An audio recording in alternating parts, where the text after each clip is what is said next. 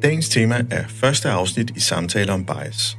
I dag handler det om et perspektiv på vores samfunds blinde vinkler, særligt når vi taler om humor.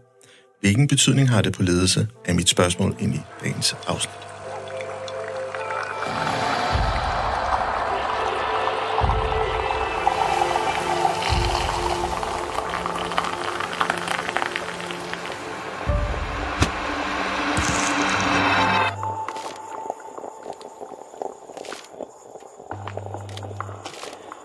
Velkommen til podcastprogrammet Kaffe og Ledelse. Mit navn er Han Gomes, stifter af Mindcloud og vil være jeres podcastvært.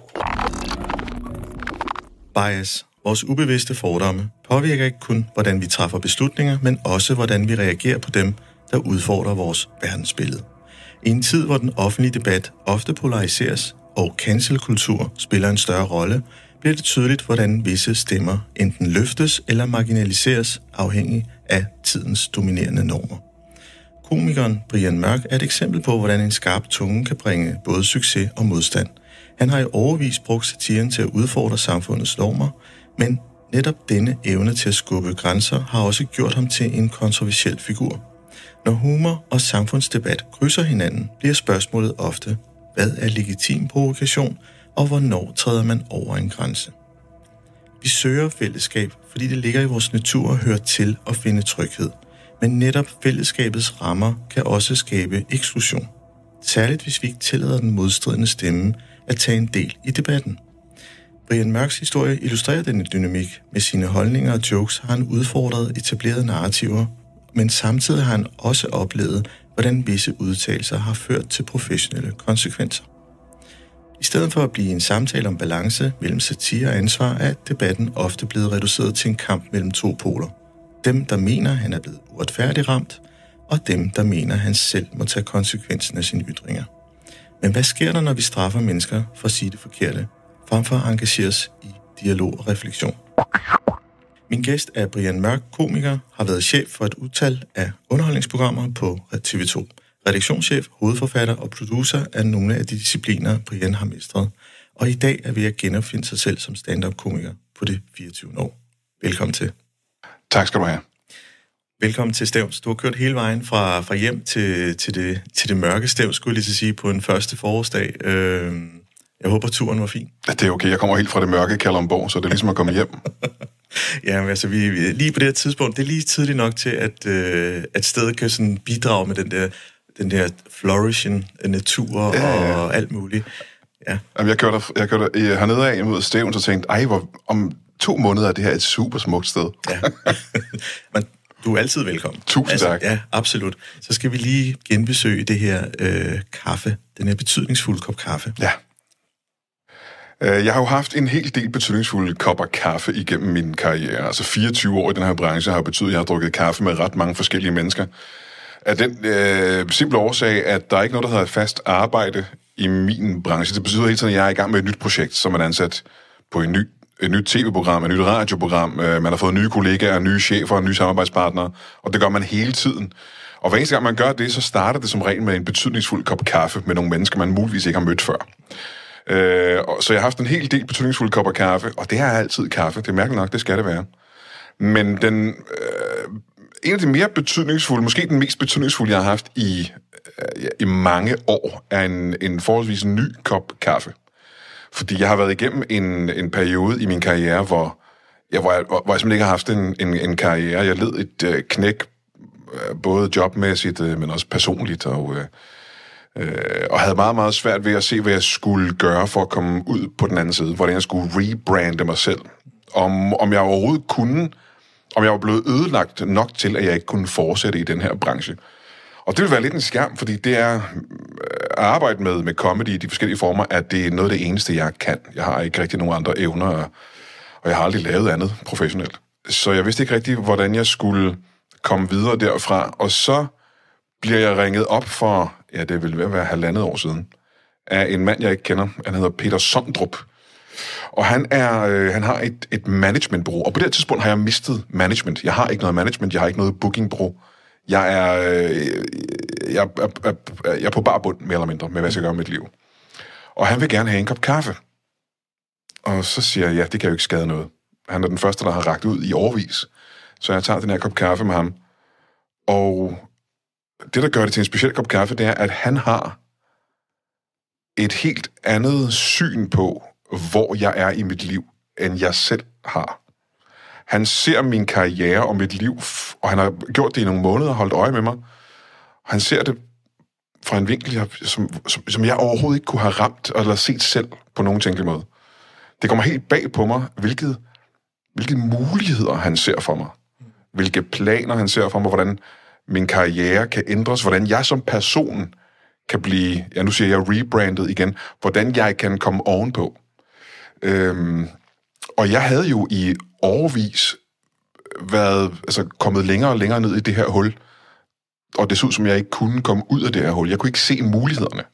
Og han så muligheder, jeg simpelthen ikke kunne forestille mig. Altså, jeg havde ikke set det komme. Han så muligheder, hvordan jeg kunne bygge en stige og komme ud af det her hul, hvordan jeg kunne grave en anden tunnel. Han så mange muligheder. Og så jeg har jo igennem min karriere mødt masser af mennesker, der havde masser af idéer og masser af planer. Det har de alle sammen. Alle er så smarte i den her branche. Og han havde siddet og tænkt, altså, der er ikke rigtig nogen, der vil give Brian Mørk muligheden.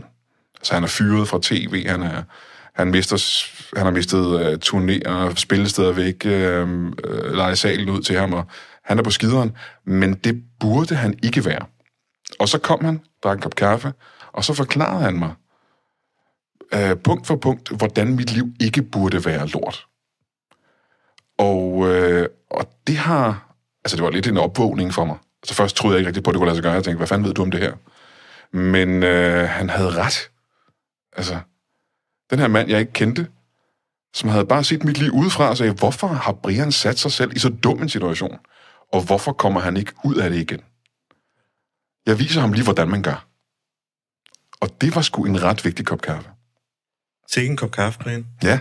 Altså, det her med at kunne få lidt sådan en engelrolle, et sted, hvor man måske kun ser mørke ting, at der kommer et lille smule glimt af et lys fra et menneske, som stadig tror på en. Det er en ret stor ting. Altså, det er egentlig sjovt, fordi der er en parallel her til den samtale, jeg havde med Naser Khader, som egentlig på mange måder også har været årsagen til, at... Ja, skyld i mit downfall. Ja. Så den der tålelige samtale nu, ikke? Beklager, hvis... Det er ikke, fordi jeg vil bringe dig tilbage til den tid, men det var også den med, at han havde slået sig og skulle rejse sig selv op og fandt sin styrke i kristendommen. Og mit spørgsmål til ham var jo meget sådan, hvordan kan du sådan rejse dig selv? Og nu tror jeg, jeg tror, det er sådan et rejsebureau, han færdes i, og så videre. Og det er jo interessant at dyrke det i mennesket, fordi det er jo nogle af de her sådan, kræfter, som er i spil, som jeg synes, vi kan lære af. Historien fortæller rigtig meget. Men det indstiller også vores kompas til det her med at kunne navigere det svære, der hedder, jamen, hey, jeg skal passe på, at jeg ikke dømmer ham for hurtigt. Jeg skal ikke være analyserende. Jeg skal rumme en sandhed, jeg måske ikke kan bære op i mit sind. Altså, så der er rigtig meget den anden vej også. Ja. Og jeg synes jo på mange måder, at du kan man sige, er på vej nu og er meget aktuelt i øjeblikket. Ja. Også særligt, fordi der er en lovgivning, som måske altså ytringsfriheden er den på retræte, ikke? Jo, det må man sige. Det må man sige, ja. Men inden vi gør det, så skal vi lige huske at skåle i kaffe. Skål. Ja, skål.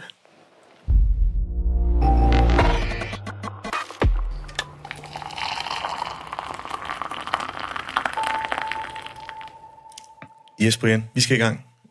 Nu har vi i hvert fald drukket lidt kaffe, og vi havde også en fed indledende samtale, og jeg tænker, at nu har jeg sådan varmet lidt op til det her spørgsmål, ikke?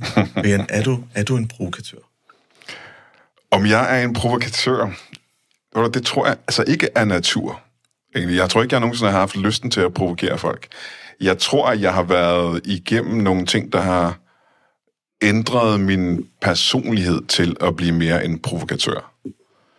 Og det startede nok med, at jeg sagde nogle provokerende ting på nogle tidspunkter, hvor folk blev sure, og jeg sagde nogle provokerende ting. Men de provokerende ting, jeg sagde, var egentlig ikke sagt provokerende. Mm. Men når du taler nogen imod, så vil det altid føles provokerende for dem, der bliver sagt imod. Ja. Og det har jeg i hvert fald gjort. Jeg har sagt mange mennesker imod. Og så langsomt, deres reaktion har nok gjort mig til en provokatør, fordi hen ad vejen har jeg jo fået mange gange mere lyst til at stikke mere til bistedet, til vipsebodet. Og det er vel provokerende. Men er du sådan drevet af altså et samfundsbillede, hvor du tænker, jamen nej, betingelserne her og kriterierne for at hele tiden arbejde i mainstream opfattelser, den bekæmper jeg samtidig med, at jeg også har en mening, der er Rasmus modsat. Altså, at du faktisk også tester, hvor tolerante er vi egentlig? Det ved jeg ikke rigtigt. Altså, jeg ser egentlig heller ikke mig selv som værende en Rasmus modsat, fordi en Rasmus modsat er på tværs for at være på tværs. Ja, det er selvfølgelig rigtigt. Og den følelse har jeg aldrig nogensinde egentlig haft. Jeg har brydet mig ikke om at være på tværs egentlig. Det er mere en følelse af, helt kosmisk, at noget er forkert.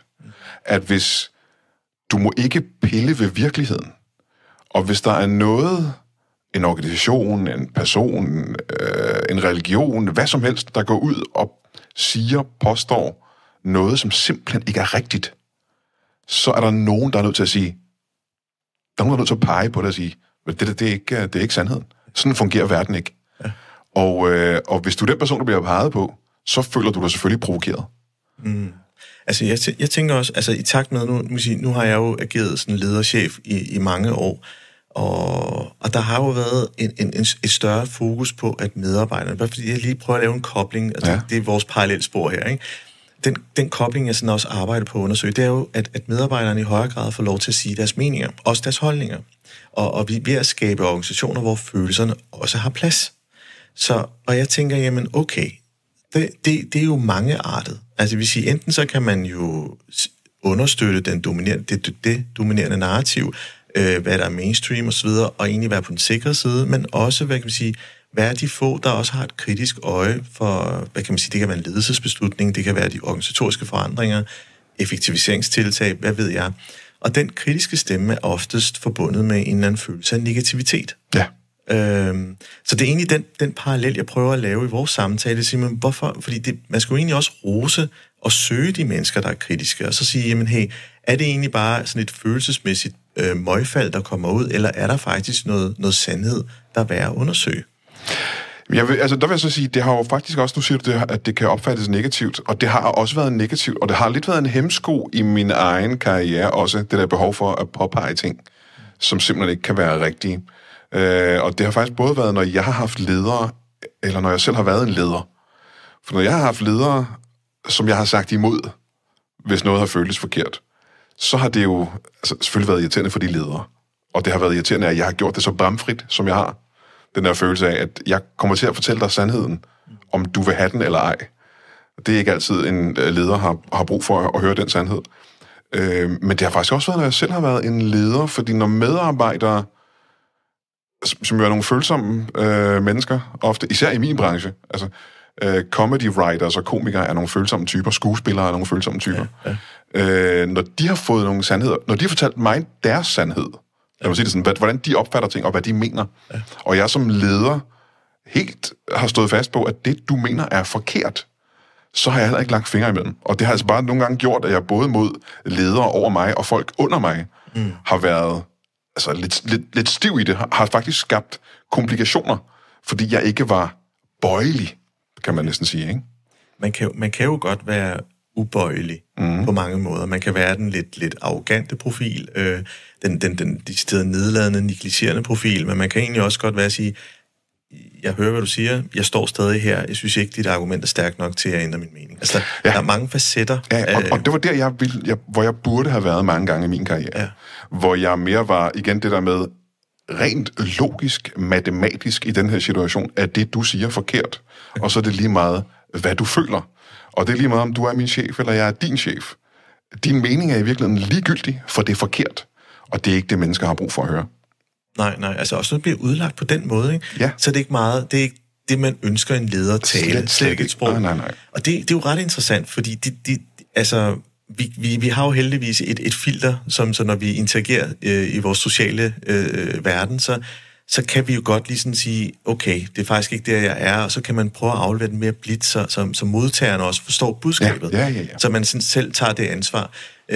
Men andre gange, så er der jo også brug for at sådan skære igennem og sige, okay, nu har vi nok været i den her refleksionsproces, der skal træffes en beslutning, og jeg tænker, flertallet taler for det her, det er det, vi gør, agtigt. De her positioner, Brian. Men jeg kan godt forstå den her lidt kreative verden, fordi jeg selv har også lavet opgaver for teaterverden i gamle dage, og der var også plads til følelserne. Altså den ene dag, så var der et gigantisk, kan man sige, frustrationsudbrud, og så dagen efter var sådan, men det er jo det, der sker. Den kan tåle den verden. Og hvis man tager et nedslag lige i det øjeblik, der bliver råbt og skreget, jamen så er det jo det, man sådan i andre organisationsformer tænker, jamen hey, det er jo en TR-sag, og nu skal vi virkelig, og HR er involveret, og så videre. Hvor man siger, jamen det hører til det kunstneriske. Ja, det gør det tit. Ja. Men du er også tit i en situation, hvor du ved, vi har en deadline. Ja. Vi kan ikke bruge den næste 1,5 time på at skændes om det her. Ja, vi er nødt til at få noget færdigt. Jeg har jo så clashet meget med, at jeg er det modsatte. Jeg er ikke selv den følsomme type på nogen tænkelig måde.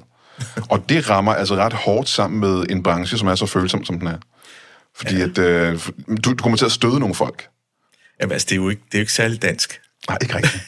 Men det er virkelig på samme måde. Altså, grunden til, at jeg overhovedet kom ind i at skulle lave komik, er jo fordi, at der er så meget matematik i det at lave en vittighed. For at en vittighed eller en joke skal fungere, så skal man forstå logikken. Ja. Og du skal leve logikken. Og det er der, jeg er. Og det har jeg så også desværre været meget slemt til at bruge, når jeg havde med medarbejdere at gøre. Ja.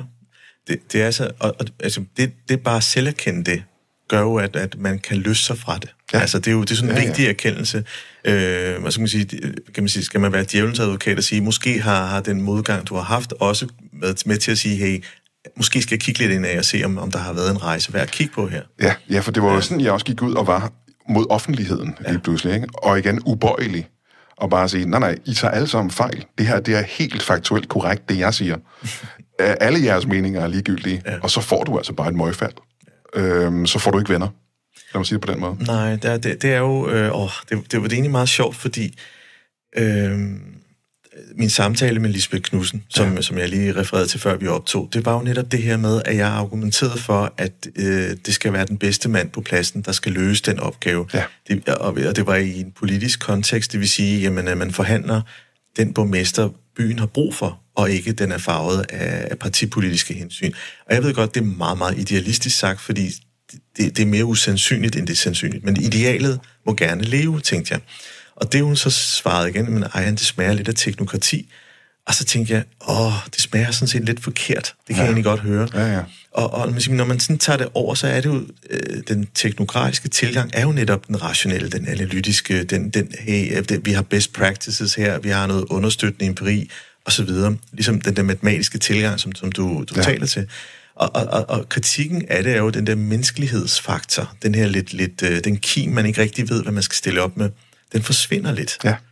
Den der rytme, og man giver plads til, at folk lige fordøjer det, der er blevet sagt. Og, altså, så man er meget sådan ensporet på at aflevere, og ikke så meget på at se, om den lander rigtigt. Ja, det er rigtigt. Ja. Du har en følelse af, at jeg har løsningen. Lad os gå direkte til løsningen, i stedet for at diskutere, hvordan løsningen er bedst, kan man næsten på en eller anden måde sige. Ja. Men det provokerede mig meget, at jeg havde det var en meget arrogant følelse, som jeg har stadig følelsen, men jeg har arbejdet meget med den. Det er følelsen af, at det kan ikke være rigtigt, at jeg skal behandle mine ledere eller mine medarbejdere på samme måde, som jeg behandler mine børn. Altså, så arrogant var det faktisk, for at tænke, jamen det er den her fremgangsmåde, jeg har det med mine børn derhjemme. Deres følelser tager jeg hensyn til, fordi de er børn, og ikke kan tåle det. Du er voksen på samme måde, som jeg er voksen. Hvorfor kan du ikke tåle det? Og det har altså taget mig mange, mange år og ligesom forlene mig med, at mennesker er bare sådan. Altså, jeg ved ikke, om det er en eller anden autisme-ting eller et eller andet. Jeg forstår godt følelserne, men jeg forstår ikke, at du synes, de skal være så vigtige. Du er en voksen person. Ja. Hvorfor skal jeg tage dine følelser? Hvorfor skal jeg tage hensyn til dem? Jamen, også, altså, allerede det her med, at du allerede putter dig i bås, det er også forkert, ikke? Der skal jo være plads til den der meningsudveksling. Ja. Altså, og det er jo lidt det, som jeg også prøver at komme ned i den dialog, der fremmer forståelsen, og også vi får noget bredde i vores samtale, også på samfundsplan. Fordi jeg mærker jo gennem alle de samtaler, jeg har haft nu med politikere, det har været topchefer, hvor vi har taget ledelse og vendt i alle sine former, erkendt flere ting. Altså, et er, at der er noget omkring, hvordan pressen dækker enkeltsager. Vi har en tilgang, som altid handler om at finde en syndebuk. Mm-hmm. Så har vi også i en organisatoriske kontekst, vi siger, der er åben plads til alle stemmer, men så længe de passer ind i den kasse, vi har defineret.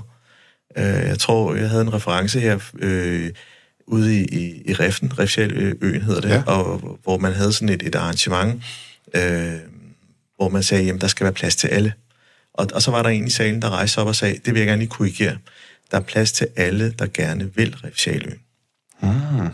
Den nuance gjorde jo, at jamen, der er noget, man faktisk ikke kan udfordre. Ja.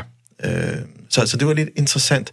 Og det er jo det der lag, der kommer på, at vi skal lige sådan, har vi egentlig det samme verdenssyn, men kigger vi også på altså den samme retning? Eller er det sådan det udtalte, ikke? Altså, og det er jo meget i spil i dag, når vi snakker om frisættelse af kommuner, og vi snakker om bæredygtighedens indtog, fordi den er meget staccato. Ja. Altså noget, jeg er udfordret, det er jo bare at sige, jamen hey, vi ved godt, hvad vi skal. Vi skal ikke tale mere, vi skal bare gøre det. Ja. Alle er enige om, hvad målet burde være, ikke? Og der kommer det argument, du faktisk taler for, altså det der, som godt kan forstås lidt arrogant, altså sådan den meget faste, rationelle, prøv at høre, planeten går nedenom og hjem, altså vi bliver nødt til. Ja. Og når det kommer sådan, jeg vil faktisk gerne stadig godt køre alene på arbejde og lytte til min podcast og være i min egen verden. Jeg behøver ikke at dele bilordningen og så videre, ikke? Og så kommer alt den der selvforstærkende. Ja, men jeg vil gerne have soltag, men regeringen og loven stiller ikke op. Altså, man kan godt retfærdiggøre sig selv med alle nedslagsargumenter. Selvfølgelig kan man det. Og så står man der og er stærk i sit rationale. Men det kommer på undersøgelse, hvor forandringsvillige er vi så?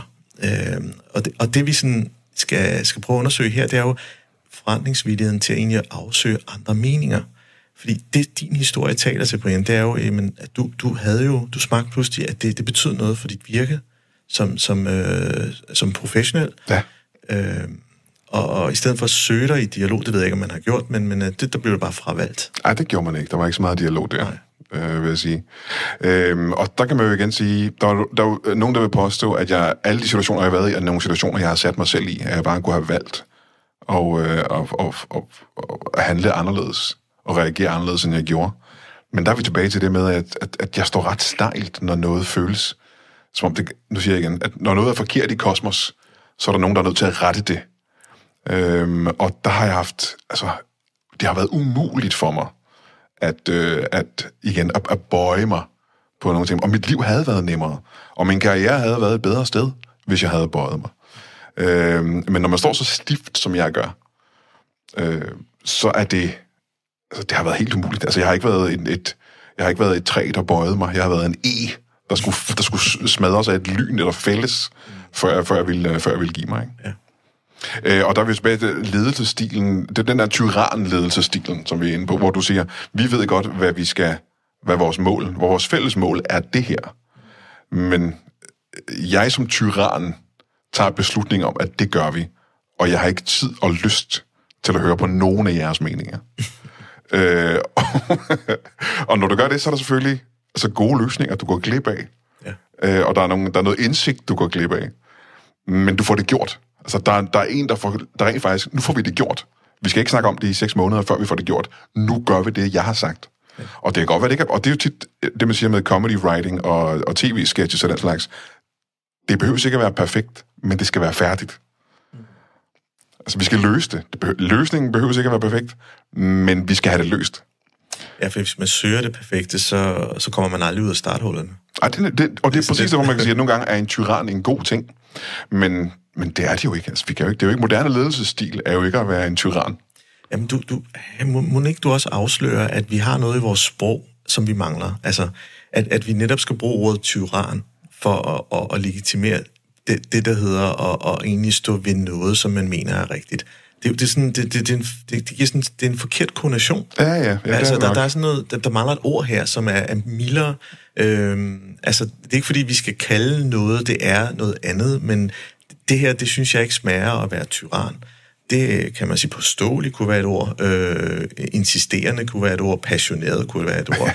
Altså, der er jo mange, altså sige, hvordan er det, man skal tøjle den i en gruppedynamik? Hvis du har folk omkring dig, hvor der skal træffes nogle valg, jamen så er der en proces, og hvis en gruppe er kørt godt sammen, jamen så kan man godt tillade sig at være lidt mere bestemt. Der er forskellige måder at være en tyran på. Det billede, vi har, når du selv siger, ordet tyran tyder på, at du er en meget dominerende og uhyggelig type i virkeligheden. Og jeg vil sige, i mit virke har jeg altid været en forholdsvis venlig tyran. Altså, jeg har krævet, at det er blevet på min måde, men jeg sagde det på en flink måde. Du insisterer på, at vi skal bruge det ord stadigvæk. Okay, jeg prøvede at bøje det. Det virker ikke. Ja.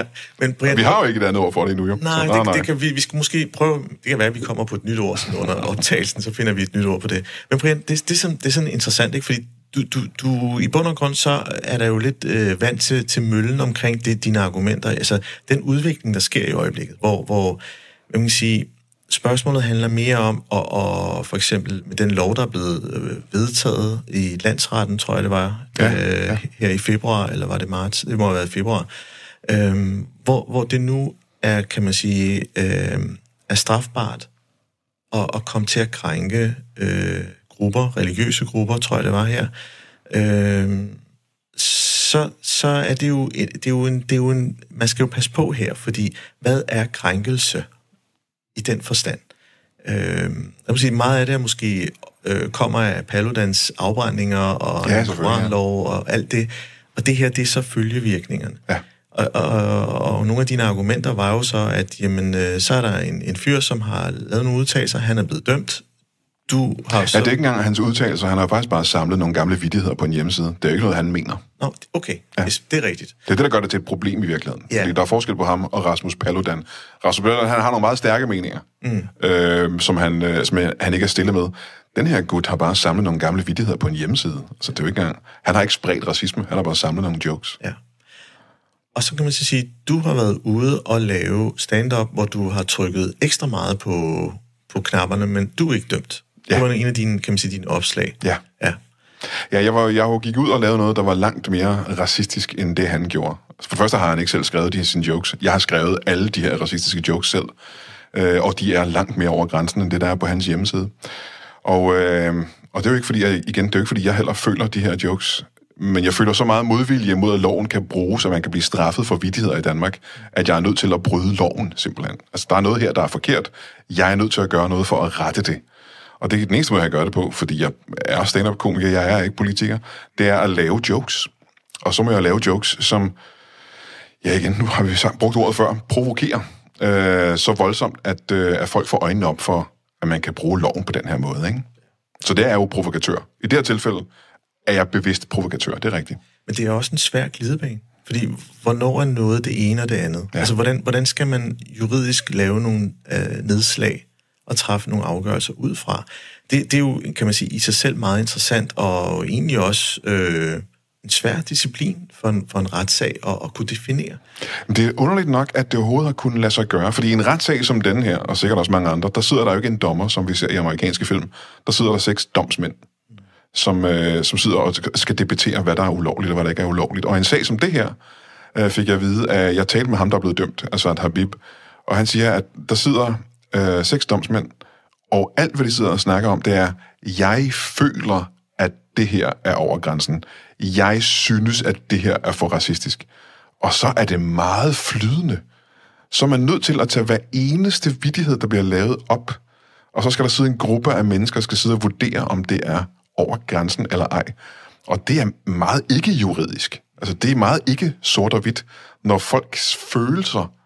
Der sidder 6 domsmænd, der føler, at noget er over grænsen. Ja. Det kan du ikke lovgive på, jo. Altså, det er jo... Jamen, det er en svær en. Fordi, altså, i bund og grund, så kan man sige... Jeg vil faktisk bare lige først at sige, det handler ikke om at negligere den der er krænket. Nej. Altså, det er meget, meget vigtigt at understrege, at det ikke det, vi taler om. Det er, at præmissen lægger os op til nogle andre følgevirkninger, som pludselig skal lægge låg på noget, man ikke må sige. Ja. Og det er lidt den samme historie, der er ved at gentage sig, at man faktisk bare fremmer mainstream meninger. Det vil sige, hvem afgør så, hvad vi må mene her? Og er der, kan man sige, konsekvenshed? Altså er det konsekvent på alle grene, eller er det rettet mere mod nogen end andre? Altså, den der polariserende effekt, det også kan have. Plus at, kan man sige, vi bor et sted, hvor humor og satire har jo været en ret, kan man sige, forløsende del af vores samfundsopbygning, også bliver en eller anden sted negligeret. Altså, kunst skal jo være provokerende. Og jeg tror, jeg har selv været med til at se nogle musical eller noget opera, hvor man netop trykker på de her ting, og man skal gerne være en lille smule forarvet, når man går ud, men forarvelsen avler oftest også en efterrefleksion. Ja. Det, man siger tit det med, at man skal afsøge grænser som kunstner. Og når du afsøger grænser, så går du også over nogle grænser. Og så er det, du skaber nogle debatter, og du vækker nogle følelser i folk. Og det er det, der sådan ligesom har fået hele vores kultur fremad, kan man sige. Der er kulturer, der slet ikke har haft den samme udvikling som den vestlige og den danske. Og det er simpelthen fordi, de har tøjlet deres meninger. De har tøjlet, hvad man må sige og hvad man må mene. Og det betyder, at de ikke har haft så rivende en udvikling, som vi har. Og det er jo sådan nogle ting, som når du føler dig provokeret eller stødt på manchetten, så er du nødt til at tænke over noget. Du er nødt til at føle noget, og du er nødt til at diskutere det med nogle andre mennesker. Du starter nogle samtaler, som der ikke er i andre samfund. Og det må man ikke tøjle jo. Det må man simpelthen ikke bremse på den måde. Det er lidt interessant, fordi det der med, at nu bliver vi med at sige, det med at føle, ikke? Det regelsæt, der følger med der, det er jo, hvilken sindstilstand man så selv er på dagen. Ja. Det er jo derfor, vi i tidens morgen introducerede bureaukrati. Det er jo fordi, vi faktisk ikke ville have, at enevældet skulle stå der, og alt efter om kongen havde en god eller dårlig dag. Ja. Med hans handlinger, og så var det lidt svært. Nu har han diarré igen, kan vi mærke på hans beslutninger. Ja, nu skal han ud, og han føler altså, det her sådan mindretal, der er syd for i Sønderjylland et eller andet sted, nu skal de et eller andet, og nu skal tyskerne, og nu skal vi angribe.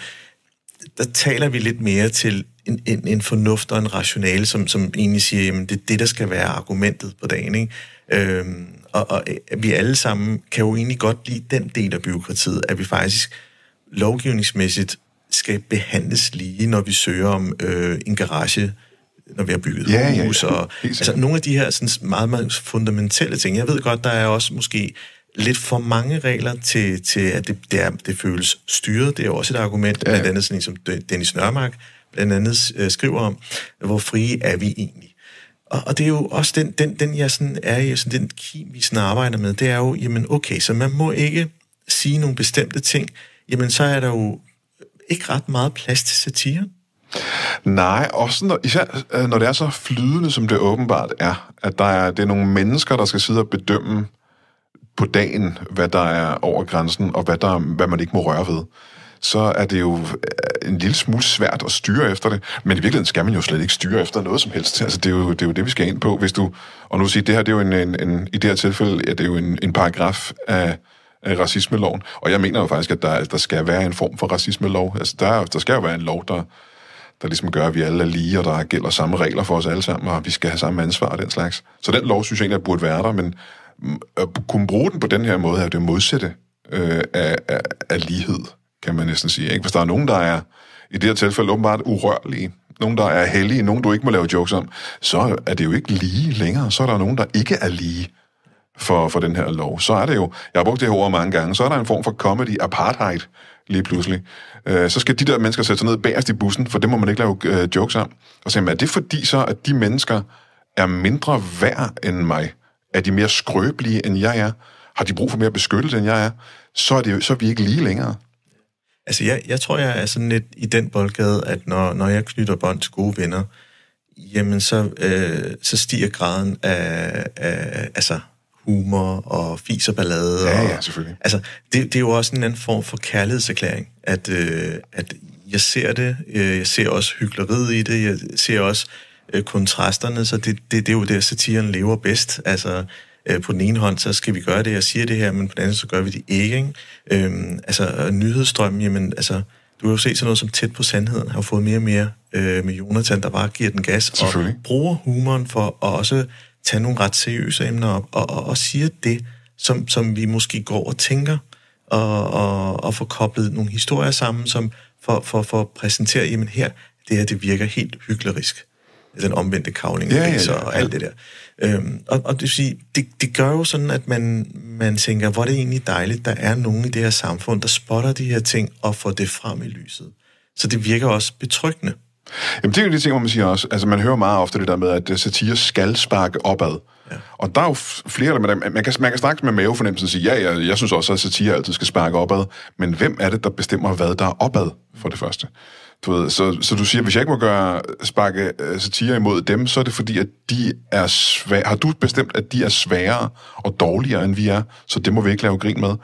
Plus, at der, altså, som jeg siger, satire skal jo sparke i den retning, der er behov for at blive sparket i. Lad os se, nu tager vi Grønland for eksempel, som er meget op i tiden, hvor man siger, du må ikke lave satire om Grønland. Så hvis grønlændere eller den grønlandske regering har gjort noget tåbeligt eller ulovligt eller moralsk forkert, så må man ikke lave jokes om det, fordi de er grønlændere. Og så er vi jo det der med, altså, som du siger, du griner med dine venner, og hvis der er en af dine venner, der bliver sur hver gang du laver en joke, så er det svært at være ven med ham. Ja, altså, så er han ikke med i vennegruppen. Og du ved, hvis du sidder derude og er muslim, eller jøde, eller homoseksuel, eller dværg, og du siger, du må ikke lave jokes med mig, så har du selv sat dig væk fra os.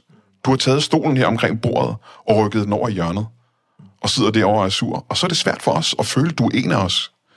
Fordi du skal kunne, for at være en del af vores fællesskab, skal du kunne grine af dig selv. Vi skal alle sammen kunne grine af os selv sammen.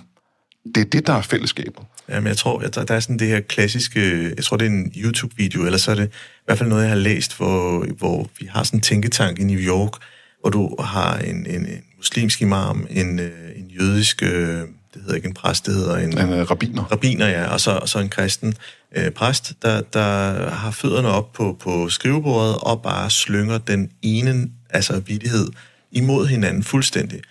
Og de spørger dem så, jamen, hvordan kan I det? Ja. Så siger at det kommer et godt sted fra. Ja. Min intention er ikke at skade. Nej.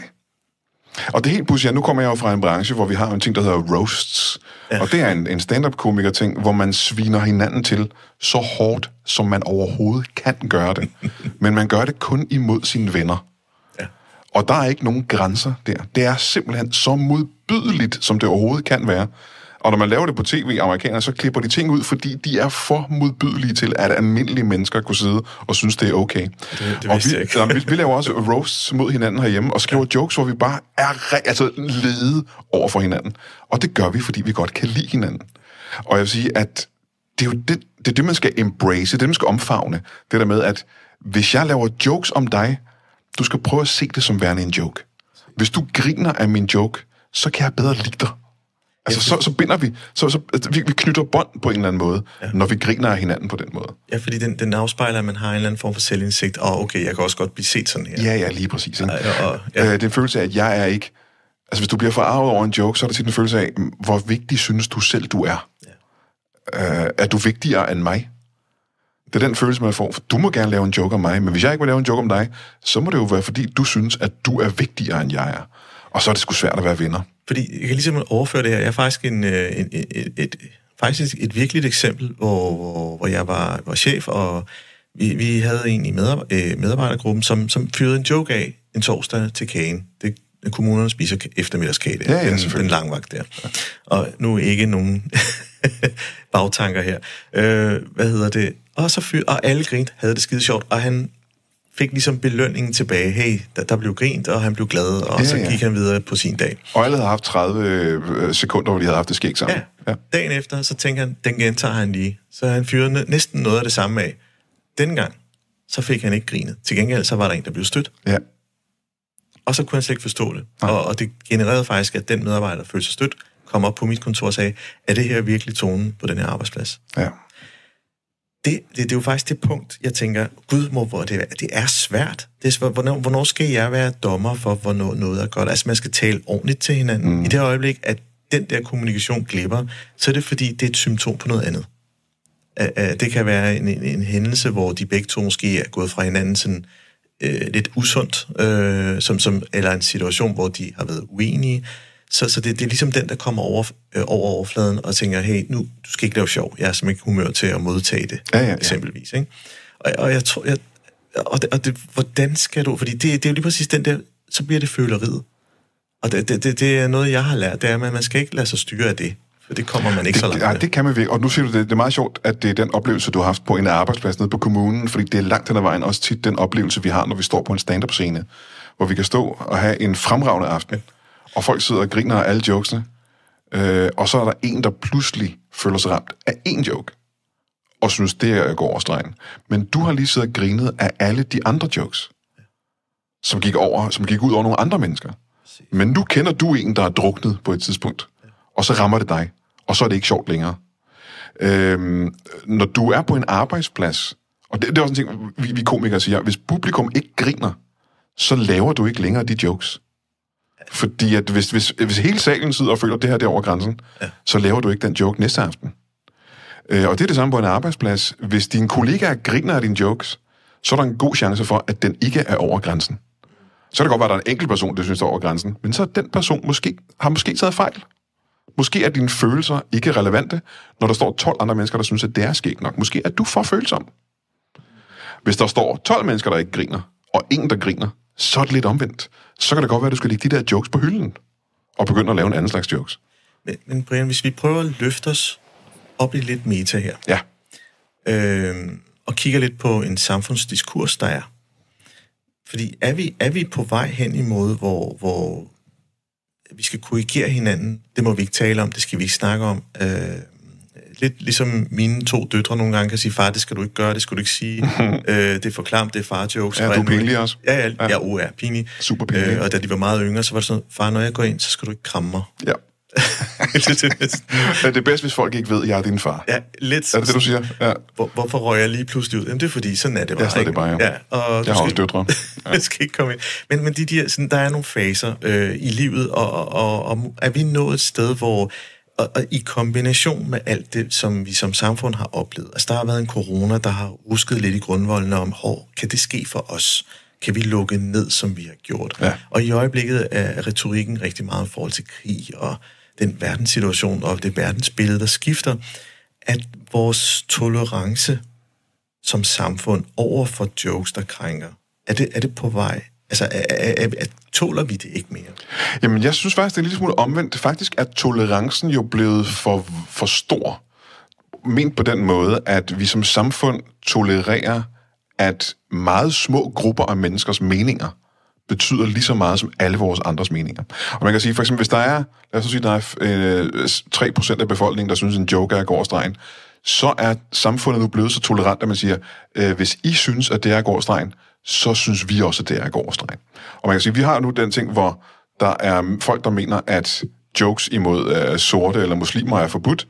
Det er en lille bitte gruppe, kan jeg fortælle. De fleste danskere, har set undersøgelser, der viser, at over 80% af danskerne ikke synes, at jokes må være ulovlige, lige om de er racistiske eller ej. Men der er en lille bitte gruppe, der mener det, og samfundet er nu så overtolerant, at man siger, at hvis den lille bitte gruppe mener det, så bliver det reglen for os alle sammen. Og det ser vi mere og mere af i samfundet, og har gjort det de sidste 15 år, ikke? Men er det ikke kontekstafhængigt? Altså, hvis du for eksempel har de gode hensigter og stiller op på præmien, og har publikum, der hele tiden, den matematiske regning, ikke? Ja. Jamen, joken virker, der er stadig publikum, så fungerer det fint, og jeg har gjort en karriere ud af det. Og jeg egentlig også har et budskab med de jokes, jeg har, så det er også lidt åndssvagt at tage et nedslag. Lige det givende øjeblik, der kan være en nedladende kommentar, men det store billede handler faktisk om at belyse noget andet. Men hvis du tager dig ud derfra og smider dig ned i, sammenligning, men i en meget sådan højreorienteret nationalistisk, og fyre den joke af, som også er krænkende, så kan man jo godt tvivle hensigterne nu. Fordi det publikum, man taler til, er netop brødfødt af, at de har den mening, og ikke at det er bare sjov, men det er virkelighed.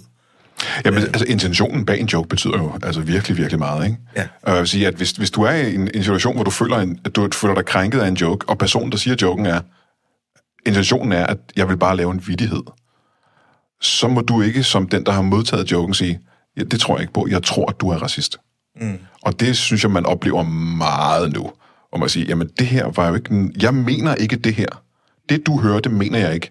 Og så er det modtageren nu, der kan bestemme, hvad personen har ment.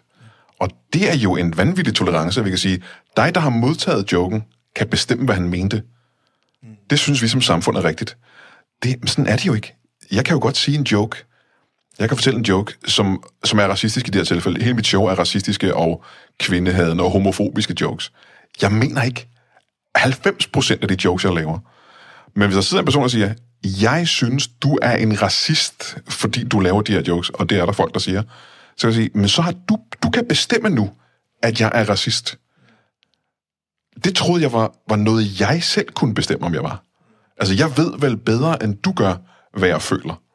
Og samfundet er nu så, som sagt, tolerant, at de siger, den der lille gruppe kan faktisk bestemme over alle de andre. Og det er meget tolerant, synes jeg. Ja, og jeg kan allerede sammenligne. Der har været nogle af de her tilfælde, hvor elever ikke måtte male deres ansigt sort, fordi de vil portrættere Obama til en eller anden gymnasiefest. Eller fastelavn nu pludselig bliver en eller anden ting, man ikke må udklæde sig til bestemte ting. Ja. Altså, der kommer jo nogle begrænsninger, som man tænker, det her, det er jo ikke en sund udvikling for et samfund. Nej. Og tit kommer det jo af kærlighed. Det er det, man heller ikke må... Jeg husker, på mit gymnasie, på Roskilde Gymnasium, på Himmeløv Gymnasium, hvor jeg gik, der hænger der billeder af alle de klasser, der er gået, alle 3.G'erne. De hænger på gangene, det der store gruppebillede, og i 93 er der et billede af en ung Brian Mørk, der står i blackface. Og det er fordi, at jeg er hiphopper. Jeg var hiphopper op igennem 80'erne og 90'erne. Alle mine forbilleder var sorte.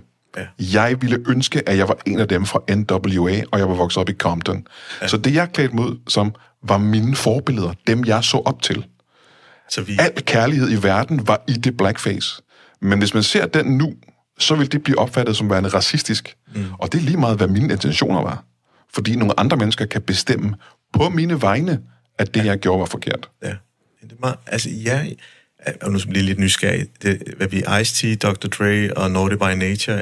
Er vi derude? Ja, du var Public Enemy og alle dem der. Ja, Public. Det er helt glemt. Ja.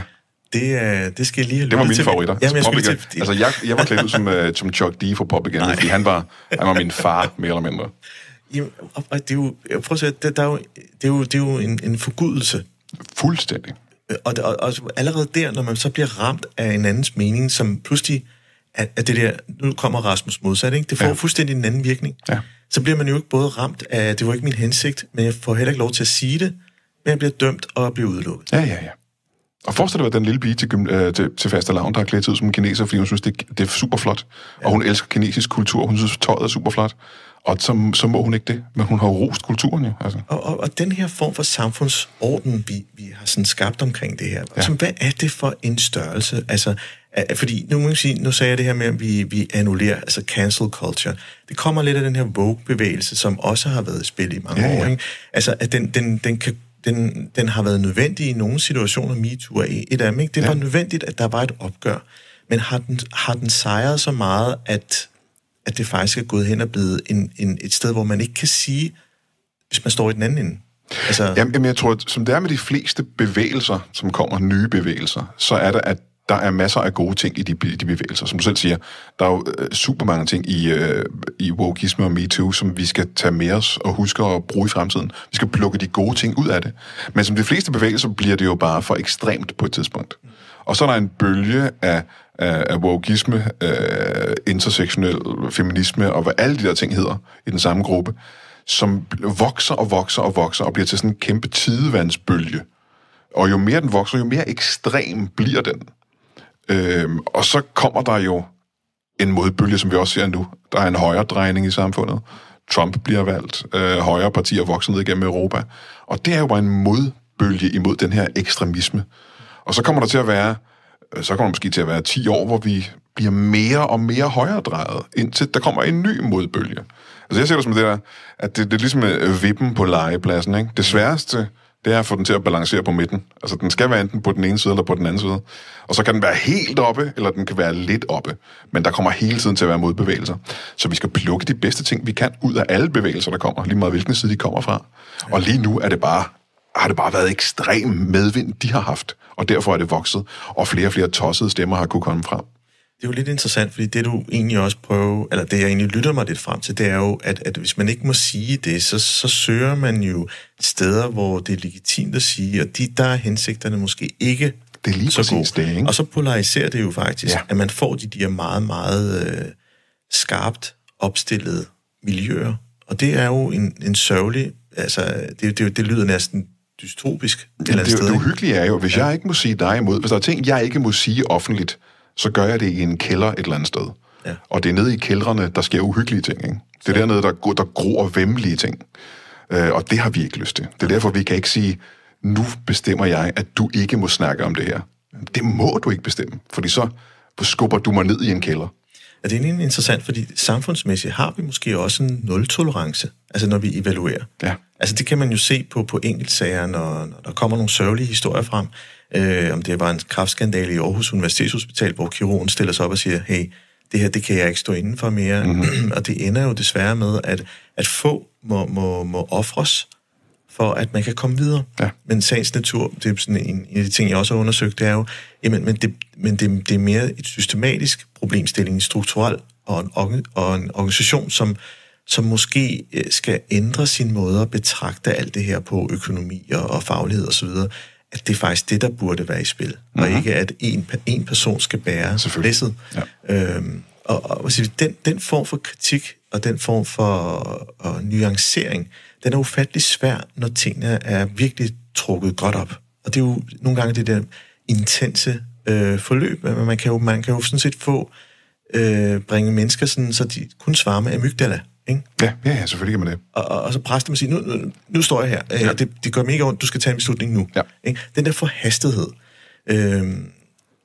det tænker jeg nogle gange, kan jeg vide, om det hænger lidt sammen med, at politikerne har ekstremt meget forhastethed, i embedsapparatet er presset og er forhastet, og så vil det sådan spejler sig stille og roligt ud i vores samfund, og nu er den banket på din dør. Ja. At det der med forhastetheden er faktisk det, der gør, at vi ikke er rationelle med, at vi skal føle det rigtigt. Og det få, der mener noget, der taler højt, skal favnes.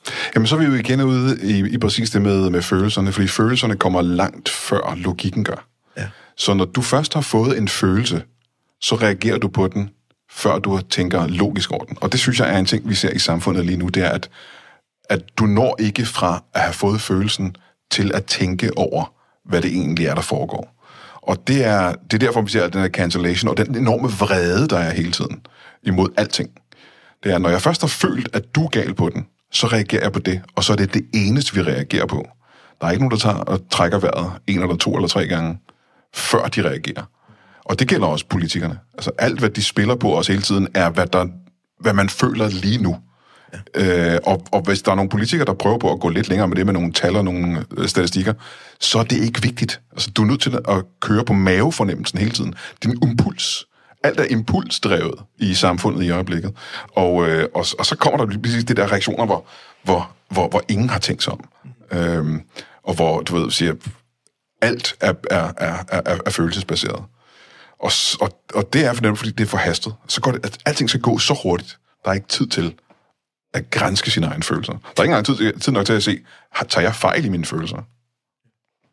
Jamen, og det er måske også et sted, vi skal til at runde af, Brian. Ja. Fordi vi har jo sådan berørt den her forforståelse. Man skal have sådan en selvindsigt med sig selv. Altså, kan man modtage humor, og man er i stand til at kunne veksle mellem det, der er blevet sagt, den kontrastfulde, kreative version, fordi det er jo satire oftest, fra at det ikke er rettet mod mig som person, men mere sådan et fænomen, ligesom man ser i fodboldsverdenen, ikke? At man kan lave en nedladende joke om, hvis man er FCK og til Brøndby og sådan noget, så idealet at vi smiler lidt af det, når vi tager næste gang, og så er der, altså, der er den her levende, og så eller man kan tage den, som de må meget, meget seriøse af dem gøre, at de kan gå ud i en skov og slås, og så tage den der, ikke? Og det er sådan lidt mere en sørgelig version. Ja, det må man sige. Og hvis man lovgiver ud fra den sørgelige version, så er det jo også det laveste kim, vi tager beslutninger ud fra. Det vil også være sørgeligt. Ja.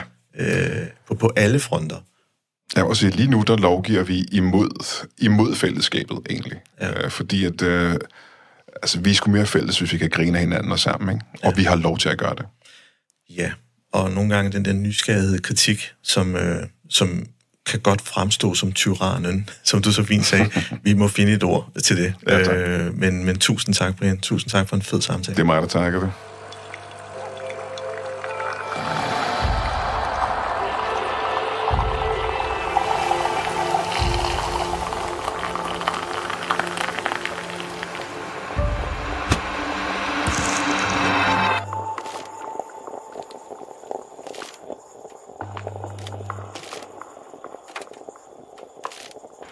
have lyttet til podcastprogrammet Kaffe og Ledelse. Ønsker du at lytte til flere afsnit? Gå ind på mindcloud.dk, hvor du har links til flere.